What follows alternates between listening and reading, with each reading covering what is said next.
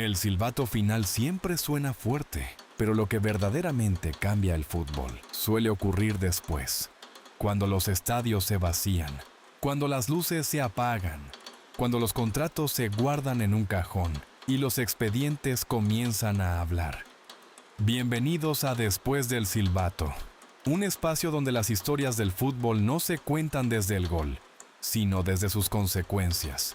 Esta noche vamos a alejarnos del ruido de las tribunas para entrar en una oficina silenciosa en Luxemburgo, donde un nombre poco conocido transformó para siempre la libertad de miles de jugadores. No hubo trofeos, no hubo celebraciones, solo un hombre y una pregunta simple. ¿Puede un futbolista ser libre cuando termina su contrato? Apaga la luz, respira profundo y deja que esta historia comience. Imagina por un momento el fútbol de finales de los años 80, un escenario que, visto a través del prisma actual, parece detenido en una quietud burocrática casi hipnótica, donde los estadios aún conservaban el eco de una época en la que la pertenencia no era una elección, sino un estado administrativo permanente. En aquel entonces, el final de un contrato profesional no representaba la apertura de un nuevo horizonte, sino más bien el inicio de un laberinto legal diseñado para que el movimiento fuera la excepción y no la regla. Bajo el amparo de los reglamentos vigentes de la Federación Belga, la relación entre un futbolista y su entidad se fragmentaba en conceptos técnicos que hoy nos resultan distantes, como la afiliación a la federación, la habilitación para competir y, sobre todo, la ficha. Ese documento invisible que vinculaba el destino de un hombre a un club específico con una fuerza que trascendía el acuerdo firmado entre las partes. Aunque los contratos tenían una fecha de caducidad teórica fijada cada 30 de junio, el vencimiento del papel no desataba los lazos de propiedad deportiva. El jugador permanecía bajo la esfera de influencia de su equipo original, atrapado en una estructura donde la libertad de circulación era un concepto que aún no había permeado el rígido ecosistema del deporte rey. Si al llegar esa fecha el futbolista decidía no aceptar la propuesta de renovación de su club, su nombre pasaba a integrar una lista de transferencias forzosas, un espacio de espera donde su futuro dependía del pago de una compensación económica denominada deformación, cuyo importe no se negociaba en función del talento o la voluntad, sino que se extraía de una fórmula matemática fría y precisa. El cálculo multiplicaba los ingresos anuales brutos del trabajador por coeficientes variables según la edad del jugador, convirtiendo al atleta en una cifra dentro de un balance contable que pocos equipos estaban dispuestos o en condiciones de asumir. En este sistema de retención perpetua, si ningún club externo aceptaba abonar esa suma impagable, el jugador se encontraba ante un abismo de inactividad, ya que su club de origen mantenía el derecho de suspenderlo para impedirle jugar, forzándolo a una parálisis profesional que solo podía romperse tras 2 largas temporadas de silencio deportivo, momento en el que, finalmente, podía recuperar su ficha bajo el modesto estatus de aficionado. Esta era la inercia silenciosa que dominaba los despachos europeos, una arquitectura de control donde el deseo de cambio se estrellaba contra la solidez de unos reglamentos que priorizaban la estabilidad financiera de las instituciones sobre la autonomía de sus trabajadores, configurando un orden que parecía inmutable, hasta que los detalles de una carrera discreta en Bélgica comenzaron a agitar los cimientos de esta calma impuesta. Junto a los muros invisibles de la retención económica, el fútbol europeo de aquella época habitaba bajo un cielo fragmentado por las denominadas cláusulas de nacionalidad, una red de límites que definía quién podía o no participar en la danza del juego, basándose estrictamente en su lugar de nacimiento. En aquel paisaje normativo, la identidad de un equipo no se construía únicamente a través del talento, sino mediante una cuota administrativa que intentaba preservar un vínculo tradicional, casi místico, entre los clubes y sus fronteras nacionales. Desde los años 60, las asociaciones nacionales habían comenzado a implementar estas restricciones, estableciendo que la nacionalidad de un jugador se definía por su elegibilidad para representar a un equipo nacional. Hacia 1991, tras diversas conversaciones entre la UEFA y los organismos comunitarios, se consolidó la regla conocida como el 3+2.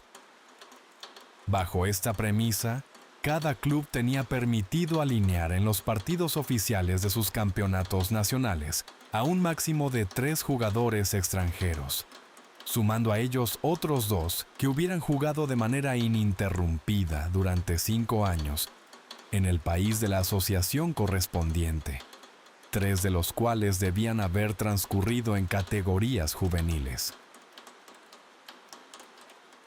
Esta limitación, que se extendía también a las grandes noches de las competiciones europeas organizadas por la UEFA, buscaba alimentar la idea de que los clubes representaban efectivamente a su país de origen, protegiendo supuestamente la formación de una reserva de jugadores locales para sus selecciones nacionales. Se argumentaba, en una suerte de protección melancólica, que estas barreras eran necesarias para evitar que los clubes con mayores recursos económicos acapararan el talento extranjero, alterando así el equilibrio deportivo y la incertidumbre de los resultados. Sin embargo, esta atmósfera de proteccionismo nacionalista generaba una contradicción silenciosa con el ideal de una Europa integrada, asfixiando la posibilidad de que un ciudadano pudiera ejercer su oficio más allá de sus fronteras natales con la misma libertad que cualquier otro trabajador de la comunidad. El futbolista se encontraba, por tanto, ante un techo de cristal geográfico, donde su progreso profesional no dependía únicamente de su destreza en el césped, sino de la tinta en su pasaporte, en un sistema que priorizaba la procedencia sobre la vocación y el talento, en un continente que ya comenzaba a soñar con derribar sus propios muros. Antes del fallo, la regla parecía natural. Estaba ahí desde hacía años, integrada al paisaje del fútbol europeo como una costumbre más. Se la conocía simplemente como 3+2. 3 extranjeros plenos, 2 asimilados, 5 nombres como máximo, ninguno más. En los grandes equipos de principios de los 90, esa cifra no era un detalle menor.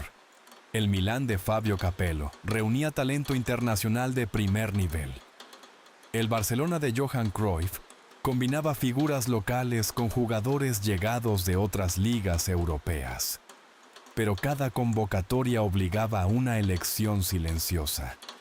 El reglamento no preguntaba por jerarquías ni por momentos de forma. Solo miraba el pasaporte. La escena se repetía con discreción. El entrenador repasando la lista oficial antes de enviarla a la federación. En el campo podían convivir 3 extranjeros. 2 más podían entrar en esa categoría especial si cumplían ciertos requisitos de permanencia. Los demás, aun siendo titulares habituales o figuras reconocidas, quedaban fuera por una cuestión administrativa. No se trataba de escándalos ni de protestas públicas. Era un límite aceptado, pero era un límite real. Un delantero brillante podía ver el partido desde la tribuna, mientras un compañero, quizá menos determinante, ocupaba su lugar simplemente porque su nacionalidad no contaba dentro del cupo. El talento quedaba subordinado a una cifra fija, inamovible. La regla había nacido con la intención de preservar identidades nacionales y evitar desequilibrios abruptos. En otra época, parecía razonable, pero a comienzos de los 90, Europa atravesaba una transformación más profunda. Las fronteras internas se volvían porosas. La libre circulación comenzaba a consolidarse como principio político y económico. En ese nuevo contexto, el 3+2 empezaba a sentirse como una pieza antigua en un engranaje que ya no era el mismo. No generaba titulares ruidosos, no provocaba crisis visibles, pero imponía una frontera donde el continente comenzaba a desdibujarlas. Era una limitación aceptada, hasta que alguien decidió preguntarse si seguía siendo compatible con la idea de una Europa sin muros. Dentro de este complejo engranaje de normas y fronteras, la figura de Jan-Marc Bosman emerge no como la de un ídolo de masas, sino como la de un trabajador silencioso y discreto del fútbol belga. Era un hombre cuya carrera transcurría en la medianía profesional, lejos de las luces cegadoras de la fama internacional, cumpliendo con su oficio con una regularidad casi metódica. Desde 1988, Bosman prestaba sus servicios en el Royal Club de Lieja, donde percibía una retribución mensual media de 120.000 francos belgas, $3.000 actuales, una cifra que incluía sus primas y que representaba la estabilidad de una vida dedicada al deporte. Sin embargo, al acercarse el fin de su contrato en la primavera de 1990, esa calma se vio alterada por una propuesta de renovación que parecía más un agravio que un acuerdo. El club le ofreció un nuevo contrato por una sola temporada, pero con una condición que desafiaba cualquier lógica de progreso laboral. Su retribución mensual se reduciría a apenas 30.000 francos, el mínimo absoluto permitido por el reglamento federal vigente en aquel entonces.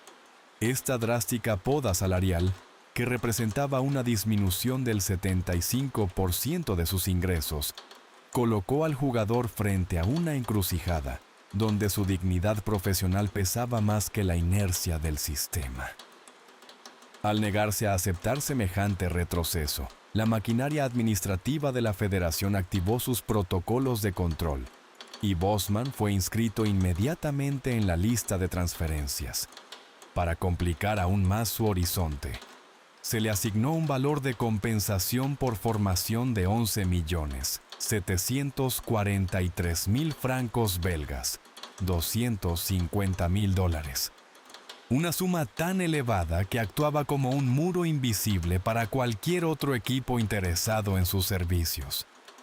Finalmente, al no concretarse su salida hacia otros rumbos, el club optó por dictar una medida de suspensión que lo apartó del juego, impidiéndole pisar el césped durante toda la temporada.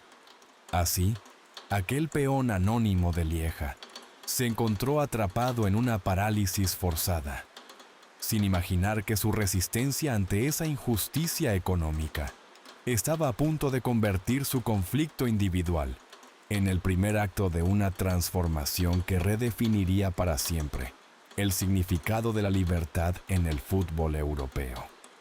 Con este telón de fondo de parálisis y silencio, el conflicto abandonó finalmente los límites del césped para adentrarse en los solemnes pasillos de la justicia, donde el eco de los tacos fue reemplazado por el susurro de las togas y el pasar de las páginas de los expedientes. Cuando el conflicto de Jan-Marc Bosman comenzó a escalar, no fue un dirigente quien tomó la iniciativa decisiva, sino un abogado joven de Lieja, Jean-Louis Dupont. No representaba a una federación poderosa ni a un club influyente. Trabajaba en un estudio pequeño, lejos de los grandes despachos que orbitaban alrededor de la UEFA. Su herramienta principal no era la presión política, sino la lectura paciente de los tratados europeos. El caso, en apariencia, era un litigio contractual más. Un jugador que reclamaba poder ejercer su profesión tras la finalización de su vínculo. Pero Dupont intuyó algo distinto. No se trataba solo de una disputa con un club belga. La estructura misma del sistema podía estar en tensión con el derecho comunitario. En largas jornadas de estudio, entre expedientes y anotaciones subrayadas, el abogado volvió una y otra vez al mismo texto, el artículo 48 del Tratado de la Comunidad Económica Europea, que garantizaba la libre circulación de trabajadores dentro del territorio comunitario. La pregunta era sencilla y radical al mismo tiempo. ¿Un futbolista profesional es, ante todo, un trabajador?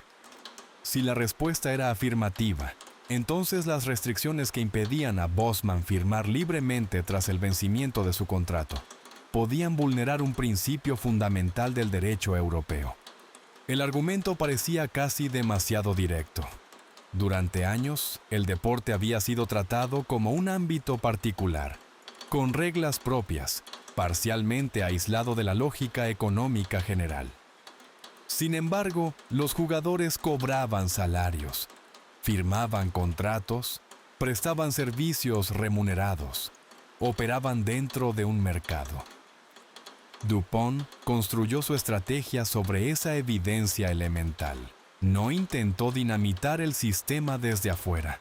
Buscó una fisura interna, una grieta jurídica que permitiera demostrar que el fútbol profesional no podía situarse al margen de los derechos laborales reconocidos por la comunidad. El enfrentamiento no fue estridente, fue técnico, metódico, persistente. Frente a federaciones consolidadas y a una tradición regulatoria arraigada, el abogado sostuvo una tesis que parecía incómoda en su simplicidad. Si Europa había decidido derribar fronteras para los trabajadores, el fútbol no podía mantenerlas en silencio. Así comenzó un litigio que trascendería a su cliente y modificaría la arquitectura del deporte europeo. El caso, impulsado por la resistencia de aquel jugador de Lieja, ascendió por la estructura judicial hasta alcanzar el Tribunal de Justicia de las Comunidades Europeas en Luxemburgo, un espacio de calma deliberativa donde el fútbol dejaría de ser un juego para convertirse en un objeto de estudio jurídico bajo la lupa del Tratado CEE. En este estrado, las federaciones y asociaciones nacionales, con la UEFA a la cabeza, articularon una defensa que buscaba elevar al deporte a una categoría de excepción, un reino aparte cuyas reglas no debían ser alteradas por las leyes mundanas del mercado común. El argumento central de las instituciones deportivas sostenía que el fútbol poseía una naturaleza intrínsecamente distinta a cualquier otra actividad económica. Afirmaban que el deporte no era simplemente un negocio, sino una manifestación cultural y social, que requería de una autonomía absoluta para sobrevivir. Alegaban con insistencia que los organismos comunitarios habían respetado siempre esta independencia del movimiento deportivo y que intervenir en sus reglamentos internos significaría una injerencia peligrosa en un sistema que funcionaba de manera orgánica desde hacía décadas. Para las federaciones, la distinción entre los aspectos puramente económicos y los deportivos era casi imposible de trazar, sugiriendo que la aplicación de las normas de libre circulación de trabajadores desnaturalizaría la competición y pondría en riesgo la organización del fútbol en su conjunto. Se escucharon voces que comparaban al deporte con la cultura, invocando el principio de subsidiariedad para defender que las autoridades debían mantenerse al margen de la regulación de los clubes y sus fichas, protegiendo así la diversidad nacional y regional de las estructuras existentes. En este clima de incertidumbre, se advirtió al tribunal sobre las supuestas consecuencias catastróficas que tendría la abolición de las normas de transferencia. Se hablaba de una ruptura del equilibrio financiero y deportivo, y del fin de la capacidad de los clubes modestos para sustentar la formación de nuevos talentos. Las federaciones defendían que el pago de compensaciones y las limitaciones de nacionalidad eran herramientas esenciales para mantener viva la incertidumbre del resultado y la identificación del público con sus colores locales. Era una defensa construida sobre la tradición y el temor al cambio, una petición de inmunidad frente a la modernidad jurídica que planteaba si el vestuario podía seguir siendo, en efecto, una isla inaccesible para los principios fundamentales de la Unión Europea. Frente a los alegatos que buscaban preservar el fútbol como una isla de excepción, el Tribunal de Justicia respondió con una claridad técnica y una calma desprovista de toda pasión sentimental.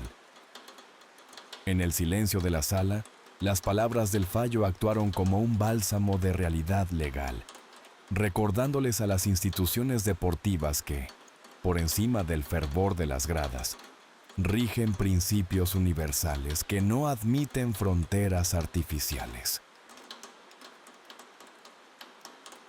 El tribunal dictaminó que la práctica del deporte está regulada por el derecho comunitario siempre que constituya una actividad económica, una condición que se cumple de manera inequívoca en el caso de los futbolistas profesionales. Al observar la realidad de estos trabajadores, los jueces señalaron que su labor no es distinta a la de cualquier otro ciudadano que ofrece sus servicios a cambio de una retribución y que, por lo tanto, habitan dentro del ámbito de protección del tratado. Con una lógica pausada y firme, el fallo rechazó la idea de que la supuesta especificidad del deporte pudiera utilizarse para excluir toda una rama de actividad económica de la aplicación de las leyes comunes. Aunque el tribunal reconoció que existen ciertos aspectos puramente deportivos que podrían justificar reglas particulares, insistió en que tales excepciones deben limitarse estrictamente a su objeto y no pueden ser invocadas para silenciar los derechos fundamentales de los individuos. En su reflexión, los magistrados advirtieron que, si bien es necesario sopesar las consecuencias prácticas de una decisión judicial, tales repercusiones jamás deben llegar al punto de distorsionar la objetividad del derecho, ni poner en peligro su aplicación futura. Así, el artículo 48 del tratado, aquel que garantiza la libre circulación de los trabajadores, se extendió sobre los despachos de la UEFA y de las federaciones nacionales, estableciendo que sus reglamentos privados no son leyes soberanas si contravienen el ordenamiento jurídico comunitario. Esta sentencia no buscaba castigar al juego, sino devolverle al futbolista su condición de ciudadano europeo, deshaciendo los nudos de un sistema que había olvidado que el talento, antes que una mercancía del club, es la expresión del trabajo de un hombre libre. Con esta resolución, el tribunal no solo despejó las dudas sobre el presente de Bosman, sino que trazó el camino hacia una transformación profunda del paisaje deportivo, donde la ley ya no se detendría ante la puerta de ningún vestuario. En el núcleo de esta resolución, allí donde el razonamiento jurídico alcanza su mayor grado de precisión y calma, reside un fragmento que actuaría como el verdadero corazón de la transformación, el punto 114 de la sentencia. Con una redacción que evita todo artificio, el tribunal estableció que el derecho fundamental a la libre circulación se opone frontalmente a las normas que impedían a un futbolista profesional buscar un nuevo destino al concluir su compromiso contractual. Aquel párrafo determinó que, una vez alcanzado el término del vínculo que une a un jugador con su club, la exigencia de una compensación por transferencia, formación o promoción se convierte en un obstáculo ilegítimo que no tiene cabida en el ordenamiento europeo. Fue el momento en que se prohibió, de manera definitiva y solemne, que una entidad deportiva pudiera condicionar el futuro de un trabajador, exigiendo el pago de una suma de dinero por alguien que ya no le pertenecía contractualmente. Esta clave técnica desarmó la estructura de retención que había dominado el fútbol durante décadas, devolviéndole al fin del contrato su significado más puro, el de la libertad recuperada. Al declarar que el artículo 48 del tratado invalidaba estas prácticas, el tribunal no solo resolvió la situación de un individuo, sino que retiró la piedra angular sobre la que se sostenía el viejo mercado de pases, permitiendo que el talento fluyera sin las cadenas de un peaje administrativo, que ya no encontraba justificación legal. Aquella mañana en Luxemburgo, el derecho comunitario se impuso sobre la costumbre deportiva, dictando que la expiración de un papel firmado era suficiente para que un hombre pudiera caminar hacia su próximo horizonte, sin dejar atrás una deuda que no le correspondía pagar. Con la caída de esta barrera económica, el fútbol inició una transición silenciosa hacia una nueva era, donde la voluntad del deportista comenzaría a pesar tanto como los intereses de las instituciones que una vez lo retuvieron. Junto a la caída de las barreras económicas, el tribunal dirigió su mirada hacia los límites geográficos que aún fragmentaban el mapa del fútbol europeo, abordando con la misma serenidad las cláusulas de nacionalidad que durante décadas habían dictado quién era considerado un extraño en su propio continente. Al interpretar el artículo 48 del tratado, los magistrados recordaron que la libre circulación de trabajadores no es una simple directriz administrativa, sino un derecho fundamental que habita en el corazón mismo de la Unión, y que no puede ser silenciado por los reglamentos de una asociación privada. El fallo determinó que aquellas reglas que limitaban el número de jugadores de otros Estados miembros en el terreno de juego constituían una discriminación directa por razón de nacionalidad. Para el tribunal, la participación en los encuentros oficiales representa la esencia misma de la actividad de un futbolista profesional, y cualquier norma que restrinja esa posibilidad basándose únicamente en el origen de un hombre significa asfixiar sus oportunidades de empleo y su derecho a prosperar en libertad. Aquel dictamen disolvió las fronteras invisibles que separaban a los deportistas de sus colegas europeos, permitiendo que un jugador pudiera ser contratado y alineado en cualquier rincón de la Unión, sin que su pasaporte actuara como un techo de cristal. Se desvaneció así la vieja estructura de los cupos, dando paso a una identidad deportiva más amplia y fluida, donde el talento ya no necesitaba permisos especiales para cruzar las líneas imaginarias que dividían el mapa. Al declarar la ilegalidad de estas restricciones, el tribunal no solo transformó la fisonomía de las plantillas y la composición de los vestuarios, sino que armonizó finalmente el ritmo del fútbol con el espíritu de una Europa que buscaba integrarse, dejando atrás el antiguo proteccionismo para abrazar un horizonte donde la movilidad y el trabajo son expresiones de una misma y serena libertad. El fallo se dictó en diciembre de 1995. El invierno europeo cubría los estadios con una calma habitual, pero en las oficinas de los clubes, el aire se había vuelto más denso. El mercado siguiente sería distinto. Nadie sabía exactamente cuánto. Durante años, las negociaciones habían seguido un esquema conocido. Si un jugador terminaba contrato, su salida implicaba compensaciones. Las cifras circulaban entre despachos con una lógica establecida. Ahora, esa previsibilidad había desaparecido. Aquella mañana del 16 de diciembre de 1995, el despertar del fútbol europeo trajo consigo un silencio nuevo en las oficinas de los clubes. Una calma que ocultaba el inicio de un sismo irreversible en las estructuras del poder. De manera casi instantánea, El eje sobre el cual giraba la industria se desplazó, alejándose de la autoridad absoluta de las instituciones para situarse, por primera vez, en las manos de quienes calzaban las botas. Se desató entonces un efecto dominó que comenzó a derribar las viejas jerarquías, transformando el contrato profesional en un instrumento de soberanía individual en lugar de una cadena de retención. Con la validación legal de que un jugador podía marchar libremente al término de su compromiso, nació la figura del agente libre, un concepto que pronto se convertiría en la palabra más codiciada y, a la vez, más temida del mercado. Este cambio de paradigma alteró profundamente la economía del juego. Al desaparecer la obligación de pagar compensaciones astronómicas entre clubes por jugadores sin contrato, ese flujo de capital no se evaporó, sino que buscó nuevos cauces.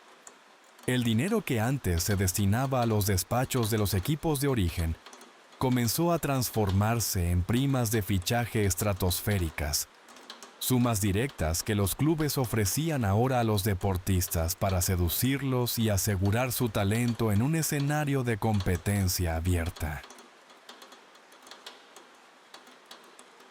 El verano de 1996 no fue una explosión repentina. Fue, más bien, una temporada de cautela.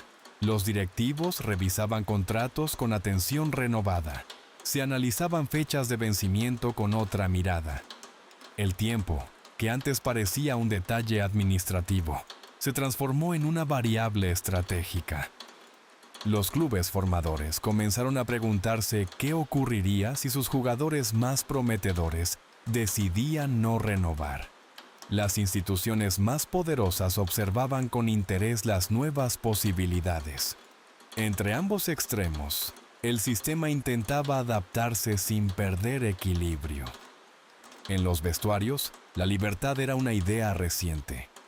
No todos comprendían aún su alcance. Algunos futbolistas veían en ella una oportunidad. Otros percibían un territorio incierto, donde la negociación individual cobraría un peso mayor. El mercado no se volvió caótico, se volvió más atento. Las conversaciones cambiaron de tono. La duración de los contratos empezó a negociarse con mayor precisión. Las renovaciones anticipadas se volvieron una práctica habitual para evitar salidas sin compensación.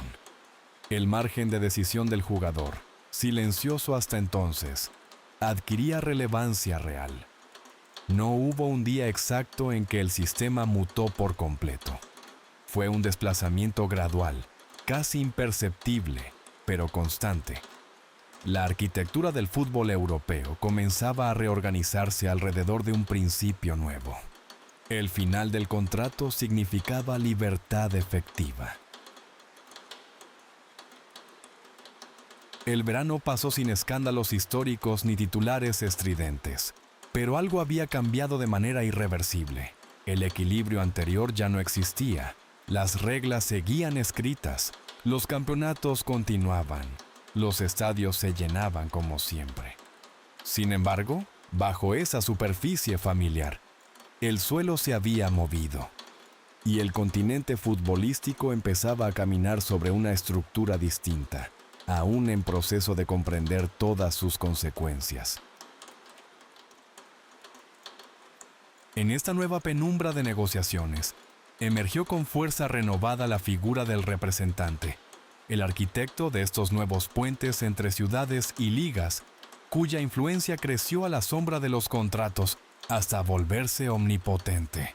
El poder de decisión, antes custodiado celosamente por las federaciones y las juntas directivas, se filtró hacia los vestuarios y las mesas de café, donde se decidían los destinos de las próximas temporadas.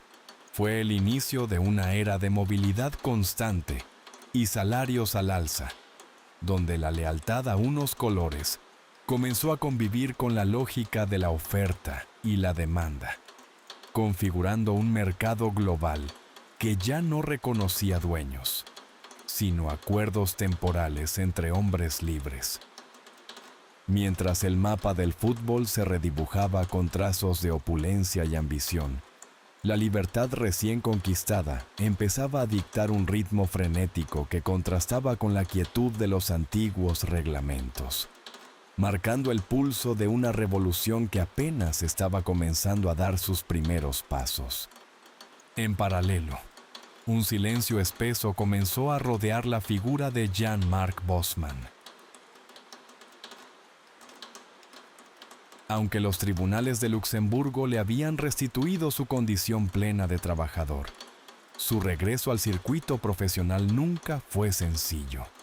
Con el paso del tiempo, el propio Bosman sostuvo que su nombre quedó marcado en el ambiente y que el clima en torno a él se volvió incómodo para muchos clubes, como si su victoria jurídica hubiera alterado equilibrios que pocos estaban dispuestos a reabrir. Sin declaraciones formales ni decisiones explícitas, su presencia fue diluyéndose lentamente del mapa del fútbol profesional. Aquel jugador que contaba con 30 años, una edad que suele marcar la plenitud del vigor físico y de la madurez deportiva, descubrió que ganar la batalla legal significaba, paradójicamente, perder su lugar definitivo sobre el césped. El sistema, herido en su antigua autonomía, lo transformó en una suerte de paria, un nombre que los clubes evitaban pronunciar para no vincularse con el rebelde que se había atrevido a desafiar el orden establecido por las federaciones. Ninguna entidad de primer nivel quiso abrir sus puertas al hombre que le había ganado a la UEFA. Su presencia en un vestuario era percibida como un foco de inestabilidad, un recordatorio incómodo de que las reglas de propiedad habían cambiado para siempre. Bosman intentó reconstruir los fragmentos de su carrera en rincones apartados, buscando refugio en equipos de divisiones menores como el Saint-Quentin, o incluso desplazándose a tierras lejanas como la Isla de la Reunión. Pero el brillo de su juego se había marchitado bajo el peso acumulado de 5 años de juicios y la soledad del proscrito. Su trayectoria profesional, que lógicamente debía haber florecido gracias a la libertad que él mismo ayudó a conquistar para todos, murió en el mismo instante en que la justicia le daba la razón, convirtiéndolo en un espectador forzoso de la opulencia de sus colegas. Mientras el mundo celebraba el nacimiento de un fútbol global y sin fronteras, el arquitecto de esa nueva era veía cómo sus oportunidades se evaporaban en el olvido, quedando atrapado en un ostracismo silencioso que ningún fallo judicial pudo reparar, marcando así el inicio de un largo invierno personal, que contrastaría cruelmente con la explosión de fortuna que sus compañeros de profesión comenzaban a disfrutar. La victoria en los tribunales, aunque absoluta en sus términos jurídicos, comenzó a cobrar una factura personal que ningún balance contable había previsto al inicio de su prolongada demanda. A medida que los años de litigio se acumulaban y las apelaciones de las federaciones dilataban la resolución definitiva, los ahorros que Jan-Marc había construido con su esfuerzo en el césped se fueron diluyendo en un flujo constante de honorarios legales y gastos procesales. Para sostener la defensa de un derecho que terminaría beneficiando a miles de futbolistas, Bosman se vio obligado a desprenderse de los símbolos de su antigua vida profesional, vendiendo sus objetos de valor, en un esfuerzo desesperado por financiar la batalla contra el sistema. El hombre que había desafiado a las organizaciones más poderosas del deporte, descubrió que la justicia tiene un precio material, que a menudo agota al individuo mucho antes de que el tribunal dicte su sentencia.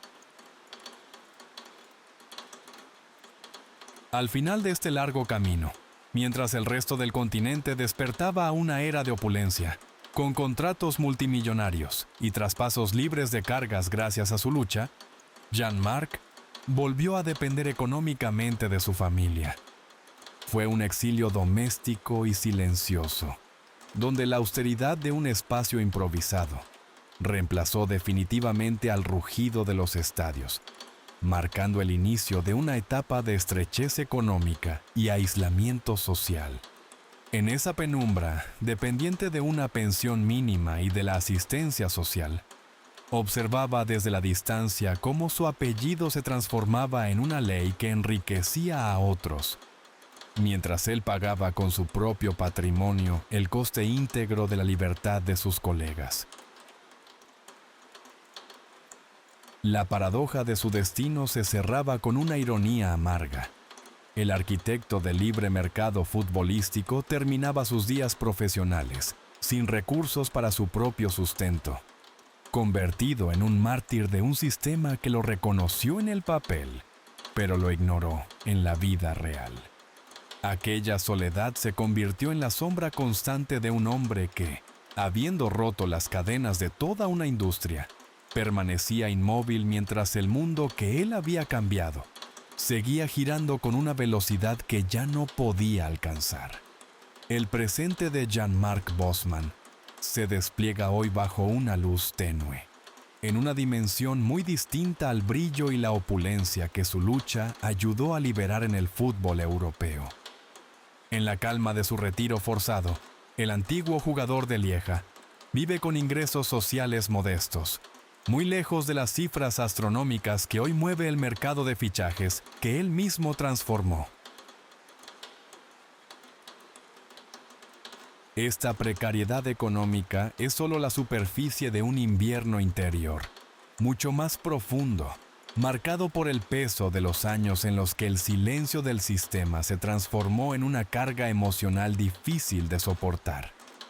A lo largo de las décadas posteriores al fallo, Bosman transitó por senderos de oscuridad personal, enfrentándose a episodios de depresión y refugiándose en el alcoholismo como un intento de mitigar el dolor de una ingratitud que lo rodeaba como un manto invisible. La soledad de quien se sabe el arquitecto de una libertad que no puede disfrutar, lo convirtió en un paria dentro de su propio universo.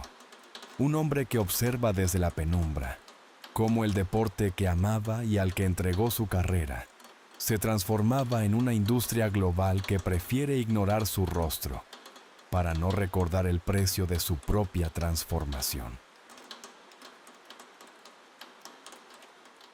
En este presente cruel, el hombre que liberó a miles de colegas permanece cautivo de sus propias heridas, habitando un olvido que parece ser el castigo silencioso por haber tenido la audacia de exigir justicia en un mundo que solo entendía de obediencia. Así, el relato de su vida continúa deslizándose entre la melancolía de lo que pudo ser y la cruda realidad de una existencia que, aunque reconocida en los libros de derecho, se desvanece en la indiferencia de un fútbol que sigue girando, ignorando el latido cansado de su libertador olvidado. En la quietud de su retiro, Jan-Marc Bosman concibió un proyecto que no apelaba ya a la fría letra de los tribunales, sino a la memoria y la gratitud de quienes ahora habitaban el paraíso de libertad que él había abierto con su propio sacrificio. Con una esperanza discreta, propuso la creación de un fondo de solidaridad destinado a asistir a futbolistas que, como él, hubieran quedado al margen del sistema o atravesaran dificultades económicas tras el retiro. Su iniciativa apelaba a la memoria y a la gratitud de quienes hoy disfrutan de una libertad contractual que él ayudó a conquistar. Solicitaba contribuciones voluntarias de jugadores en actividad, un gesto que para las grandes figuras habría sido apenas simbólico, pero que para Bosman representaba la posibilidad de una estabilidad mínima y un reconocimiento tardío. Sin embargo, la respuesta del mundo del fútbol fue, en gran medida, distante. Bosman siempre sostuvo que su nombre quedó marcado en el ambiente y que el reconocimiento público nunca llegó en la medida que esperaba. De las miles de figuras que hoy ejercen su profesión bajo el marco jurídico que su caso ayudó a establecer, Apenas unos pocos futbolistas respondieron a su llamado. Entre ellos, se mencionan nombres como Mark Van Bommel y Edgar Davids, quienes ofrecieron apoyo en distintos momentos, reconociendo en su situación la huella de una lucha que había ampliado la libertad contractual de toda una generación. Para la inmensa mayoría, el nombre de Jean-Marc parecía ser un eco incómodo de una deuda moral que preferían no saldar, una sombra que empañaba el brillo de sus contratos actuales y que era mejor dejar en la periferia de la conciencia. Esta ingratitud de las estrellas, traducida en un silencio casi absoluto, terminó por cerrar el círculo de su aislamiento, confirmando que, en el fútbol de la abundancia, la memoria es un lujo que muy pocos están dispuestos a permitirse, dejando al hombre que rompió las cadenas solo con su historia y su persistente soledad. Al cerrar este capítulo de nuestra historia, queda ante nosotros la imagen de un fútbol que se ha convertido en el hijo millonario de un padre, que paradójicamente muere de hambre en los márgenes del olvido. Es una reflexión amarga que se desliza por los estadios resplandecientes de Europa, donde cada contrato de dimensiones astronómicas y cada traspaso ejecutado en absoluta libertad llevan impresa, aunque sea de forma invisible, la firma de aquel jugador de Lieja. Jean-Marc Bosman habitó la soledad del precursor, asumiendo sobre sus hombros el peso de una estructura centenaria para que las futuras generaciones pudieran caminar sin el lastre de las cadenas federativas. Él fue quien, con una persistencia casi mística frente a la adversidad, logró abrir de par en par la puerta de la jaula para que todos los demás pudieran volar hacia horizontes de prosperidad y autonomía. Sin embargo, el destino guardaba para él una ironía final y silenciosa. Mientras el mundo del fútbol cruzaba ese umbral hacia una era de riqueza sin precedentes, el hombre que forzó la cerradura se quedó atrapado en el propio marco de la puerta, exhausto por el esfuerzo y marginado por una industria que no supo perdonar su desafío. El sistema se transformó para todos, menos para él, dejándolo inmóvil en el umbral de una revolución que lo reconoce como ley, pero lo ignora como ser humano. En la quietud de la noche, su legado persiste no en los trofeos ni en los lujos, sino en la libertad cotidiana de cada profesional que hoy decide su destino. Un recordatorio silente de que el progreso, a menudo, se construye sobre el sacrificio absoluto de quien tuvo la audacia de imaginar un mundo diferente. Y así, entre el resplandor de las luces del éxito ajeno y la penumbra de su propia realidad, la historia de Bosman permanece como un eco suspendido, una invitación a contemplar el costo invisible de los derechos que hoy damos por sentados. La noche termina de cerrarse sobre el despacho y es momento de guardar, con cuidado, el expediente C 415/93 en su estante de madera. El papel descansa, pero el mundo que describe en sus folios sigue girando afuera, en estadios iluminados donde hombres libres corren sin conocer el nombre de quien les permitió serlo. Queda atrás la batalla de Luxemburgo, los alegatos de la UEFA y aquel frío diciembre de 1995 que cambió el destino de un continente. En algún lugar de Bélgica, Jean-Marc Bosman quizás también apague la luz de su pequeña habitación, habitando esa calma frágil que otorga una pensión social ganada a cambio de una vida entera. Las cadenas se rompieron y el aire circula ahora sin peajes, dejando solo el rastro de una melancolía que se funde con el sueño. Es tiempo de dejar que los ecos de la sentencia se apaguen y que la quietud de este relato nos envuelva por completo. El historiador se retira, el café se enfría y las preguntas quedan suspendidas en la sombra. Que la libertad conquistada sea, al menos esta noche, El preámbulo de un descanso profundo. Hasta la próxima historia. Buenas noches.